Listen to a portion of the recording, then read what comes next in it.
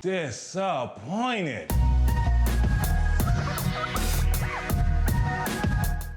Let me preface this by saying that I really do enjoy this. This is a fun game, it's really fun, but it's not perfect, and I'm of the mindset that if you love something, you should be able to point out the flaws and missed opportunities in said product, especially if it's based on an IP that you have a lot of love for. Now, before I get into the problems that I had personally with this game, I want to start off with things that I really enjoyed about it too. We good? Yeah, we good. Nah, let's go on, yeah? Yeah. Alright then, it's morphin' time! Power Rangers Battle for the Grid is a 3v3 team-based fighting game that has you making and pitting teams of Rangers from across Power Rangers history against each other in some admittedly very fast and very slick combat. The game was developed by nWay, who are also the studio behind the massively popular PvP mobile game Power Rangers Legacy Wars. As I was saying earlier, the biggest draw for this game is that frenetic combat, and I gotta be real, yo, this be good. This game is fast and responsive, with the moves having a really nice sense of speed and weight, making connected hits feel extremely satisfying, and the combat system itself is very easy to pick up and play, but it takes quite a bit to master. The closest to it I would say would be like NBC3 or even Smash Brothers, with everybody having the same basic movesets that play out in completely different ways. Though I would honestly say it's a bit more closer to NBC3, so if you're a fan of fighting games, it would be like riding a bike, but instead of pedaling, you hit it with a 12-hit combo and then you finish it off with a really extravagant super move. It's real nice. Now, on top of the normal razzle-dazzle of combat, you have the ability to call down fire from the heavens in the form of Megazord attacks that you have access to after you lose one of your team members. Outside of the combat, one of the best parts of this game is absolutely the setting, which is based on the Shattered Grid comic line that recently wrapped up, at least at the time of me writing this script. Filming is another hand. And while I won't do a full synopsis, I will do a quick wrap up. So if you haven't read it and you don't want any spoilers, just skip this part and go to this time in the video. This time, over my face. So you ready? Disclaimer, most items are left out of order purposefully. Go read the comic, it's very good. In an alternate timeline, Tommy, when broken from Rita's hypnosis from the Store to Darkness, decides to stay with her instead of joining the Rangers, so he takes over the planet, he kills most of the OG team, he puts Kim under his mojo, he axes off Rita, he axes off himself from the main universe, he invades other timelines, steals their morphers, gets some slick upgrades, kills some more people, infects the morphin grid, wins, loses, the real power was teamwork all along, know who your friends are. Yeah, I think that's pretty much the barest of breakdowns for the story. Yeah. It's partly included in the game as part of the post-launch story mode in a truncated form written by Kyle Higgins, who also penned the main story, and it features scenes with voice acting by returning veterans such as Austin St. John, Kerrigan Mahan, and David Fielding, reprising their roles as Jason, Goldar, and Zordon, respectively, as well as newcomers like Megan Kamara, who is Hyperforce Pink, voicing Kim. And while the sound-alike actors aren't terrible, sometimes they are real noticeable. You have no idea the power I possess! And that's the entire review. Disappointed. Yeah, I guess I should address that too.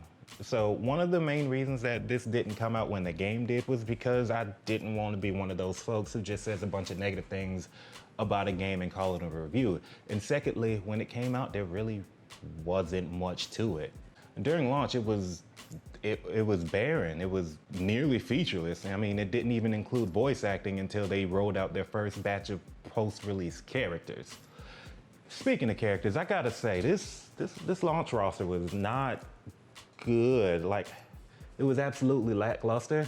There were 9 characters at launch, and while nWay have added a few more with Udana, the 2017 Billy, and the Dragon Armored Trini, as well as the first season pass pack of characters that they're still rolling out, it's pretty light in the roster sense, especially with the absolute, like, thick roster of characters that they could pull from, you know? The series representation in this is bad. It's actually laughable. 2 of them are Tommy. 8 of them are from Mighty Morphin Power Rangers. 9 if you want to count the 2017 reboot in that. And with the recently announced DLC characters, we're going to expand that a little bit, and it's going to include one of my all-time favorite Rangers, Jen, who was in the story mode as a playable character, as well as Zeo Gold and Wait. We're getting another character from Mighty Morphin. 10 MMPR-based characters, Lord have mercy. That's like saying you're gonna do something to make a tribute to the X-Men and then focusing on Wolverine, Jean, and Cyclops. But like, there are other cooler X-Men, like Beast or Beak. I like the original too, but it's not everybody's favorite. I mean, it's not even my favorite. And if you're gonna do a 25-year celebration on something, there's other stuff that you could pull from. Like, I don't know, maybe. Yeah! Straight up! It's lit! Honestly, that's barely scratching the surface because, I mean, I'm not even talking about the comic exclusive Rangers like the Solar Rangers, the Omega Rangers. I mean, if you're gonna do Omega Rangers, at least do Kaya, she kinda cool.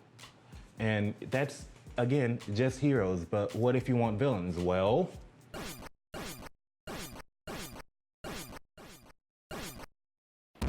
I'm not saying you have to make your roster as fat as MVC2, but you can at least give us a roster.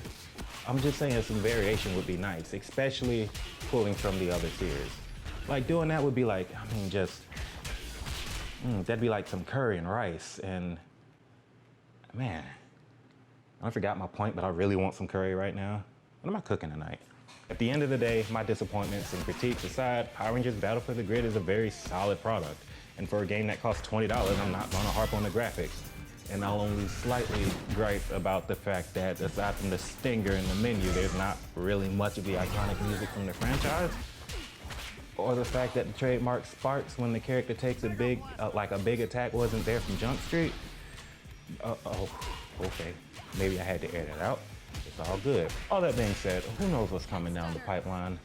nWay is still putting in updates for the game, and if the second batch of DLC fighters is anything to go on, they're just getting started.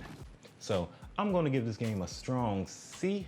Now, the fighting game fan in me is just really happy with this product. It's fun, it's easy to play, it's a good, solid base. However, the Power Rangers fan in me just feels a little bit let down. This was supposed to be a celebration for 25 years of Power Rangers, and it just feels a little light on celebration. Now, this grade can be changed. All they have to do is make a few edits and make sure that they properly cite their sources in proper MLA format. All jokes aside, I'm excited to see what they bring out next. I want to say thank you for listening to me be a tiny bit overcritical about a Power Rangers fighting game, but I really do mean it when I say that this is a good game and I can tell a lot of passion and work went into it. Now, do you disagree? Do you think that I suck? You want to tell me a good recipe for some curry? I prefer golden curry, but I'm willing to experiment. Just leave a comment down in the comment sections, hit the like button, kick the subscribe button. I'm not your dad. Do what you want to do. Make sure you drink some water though. Stay hydrated or you might die.